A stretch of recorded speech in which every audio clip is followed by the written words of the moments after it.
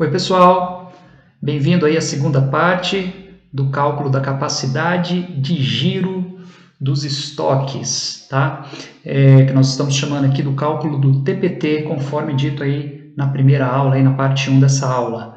TPT, lembrando, significa toda parte toda, ou seja, a frequência média com que um determinado processo, os recursos desse processo, sejam pessoas, sejam máquinas, consegue girar, consegue processar todas as partes, sejam peças, sejam pedidos em fluxo de informação, consegue processar todas as partes que passam nela, tá bom?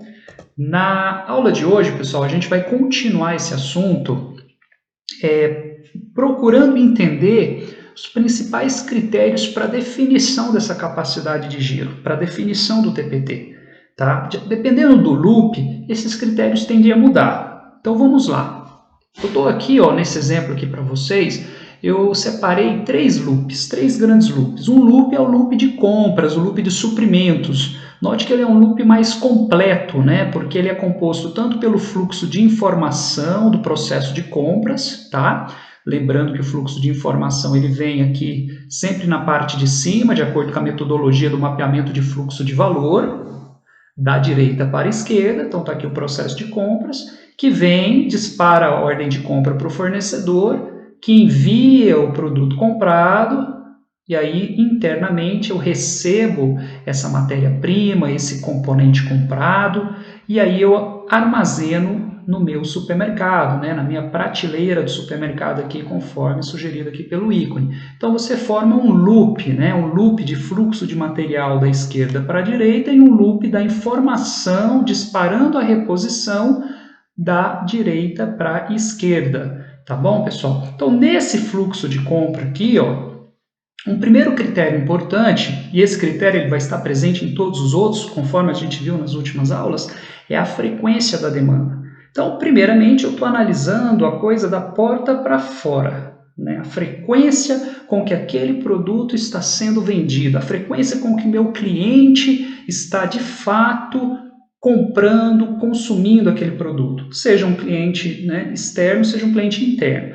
De preferência, você sempre olha a frequência da demanda externa, né? Então, por mais que eu esteja falando de um loop de suprimentos, eu não vou olhar aqui para a frequência da demanda dos processos internos, ou seja, a frequência de movimentação interna do almoxarife da empresa para os processos consumidores. Por que não? Porque nesse caso você tem aí o risco da armadilha dos processos, das práticas internas de gestão distorcerem o que a gente está chamando de demanda, tá bom? Então tomem cuidado com isso, porque pode ser que às vezes você está abastecendo semanalmente o seu processo consumidor e aí pode ser que às vezes essa não seja o comportamento real da demanda externa. Então sempre importante a gente estar de olho na demanda do cliente externo aqui, né? E aí obviamente essa demanda explodida no nível de componentes, de matéria-prima aqui. Então a frequência da demanda, ela também vai me ajudar a dizer a frequência com que eu devo estar comprando esse item, que é a frequência com que esse item está sendo consumido. Se ele está sendo consumido diariamente, ele pode ter um giro diário. Se ele está sendo consumido semanalmente, um giro semanal. Mensalmente, um giro mensal. Lembrando de toda a teoria que a gente falou do que é o critério para determinação de frequência, né? Lembrando daquela correlação entre média e desvio padrão. Se você não viu essa aula, vai lá atrás e veja como que a gente faz essa análise aí da frequência de demanda, tá bom? Segundo critério, aí aqui mais específico do que a gente está falando aqui agora, que é o seguinte: a partir do momento em que eu fiz a análise externa, a análise da frequência da demanda externa, eu tenho que olhar agora, fazer uma análise interna, que é uma análise de quê? De capacidade.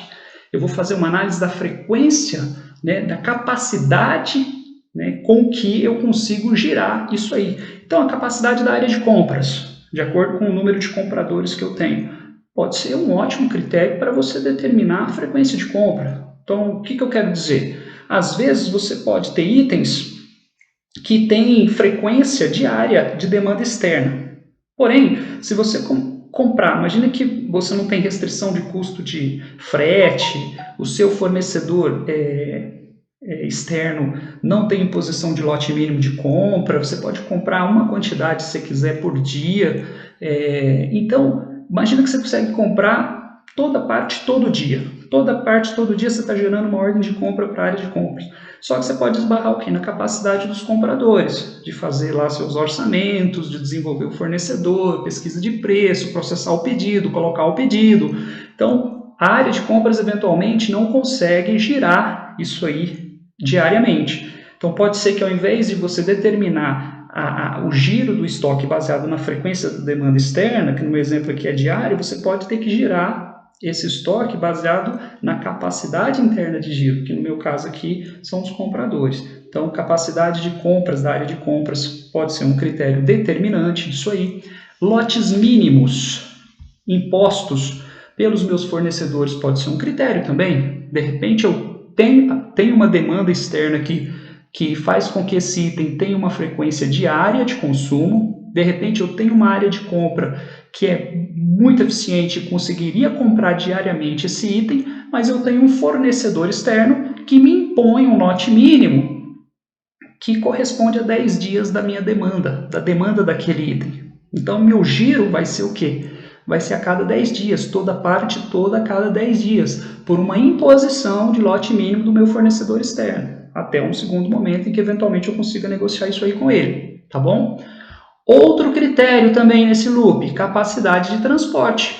Pode ser que, às vezes, por exemplo, em fábricas de ração, que compram milho, né, que compra matérias-primas, sorgo, enfim, é uma matéria-prima que está muito baseada na capacidade de transporte também. Então, você às vezes mede isso aqui na capacidade para você ter uma boa ocupação aí do caminhão. Então, pode ser que uma carreta ali represente 10, 15 dias de demanda. Então, o meu giro vai ficar sujeito a esse lote de transporte. Tá bom, pessoal? Então, cálculo da capacidade de giro, importante o quê? A gente está olhando critérios, elementos internos que vão determinar isso aí. Quando você já entra, né, para dentro do seu fluxo, no caso aqui um fluxo de produção, você começa a analisar outros fatores. Então aqui no fluxo, um exemplo que a gente tem seguido aí ao longo do curso, né, que é essa fabriquinha de injeção e depois de montagem, frequência de demanda, mais uma vez, continua sendo como um critério sempre a ser visto, que é o elemento externo, é o critério da demanda externa. Vamos olhar para dentro. No caso aqui dentro, eu vou olhar para a capacidade de giro do quê? Das injetoras, ou seja, dentro desse processo aqui que eu estou chamando de injetar, você tem várias máquinas, várias injetoras ali dentro. Então, o que você tem que fazer? Você tem que fazer um cálculo do TPT, o cálculo da capacidade de giro das injetoras. Com que frequência essas injetoras conseguem girar todo mundo, toda parte. Mais adiante, nós vamos vou ensinar vocês como fazer um cálculo do TPT, o cálculo da capacidade de giro de recursos, tá? Isso aí vai ser bem interessante para você ver como a gente aprender a dimensionar essa capacidade de giro, tá bom? Em seguida, pessoal, pegando já um loop aqui de produtos acabados, de montagem final e de um supermercado de produtos acabados, quais critérios que eu posso ter aqui? Primeiro, frequência da demanda, é o critério do elemento externo. E depois, capacidade de armazenamento, pode ser um critério, eventualmente eu tenho restrições de containers, restrições de espaço físico, então pode ser que isso também me seja imposto como um critério. Frequência, milk run, o que é milk run? Milk run é um termo que remete à rota do leiteiro de antigamente, que era muito comum, o leiteiro, né, ia passando nas casas e ia vendendo leite, distribuindo leite. Então ele fazia uma rota. E aí a indústria emprestou esse termo para determinar a frequência com que você vai passando nos seus clientes, né, entregando os seus produtos, né, a rota logística que você vai determinando. Então, às vezes, essa frequência é uma frequência quinzenal, é uma frequência mensal, e aí você vai entregar, né, para aquele cliente, você vai girar o seu estoque toda semana, toda quinzena, todo mês, tá bom? E também disponibilidade aqui de contenedores. Tem muitas empresas que têm restrições aí de contenedores, de disponibilidade de contenedores, isso aí acaba também prejudicando muitas vezes a capacidade de giro dela. Já vi empresas que poderiam estar girando diariamente seus estoques, mas acaba girando num lote maior, semanalmente, por exemplo, porque não tem contenedores suficiente para girar toda parte todo dia, tá bom?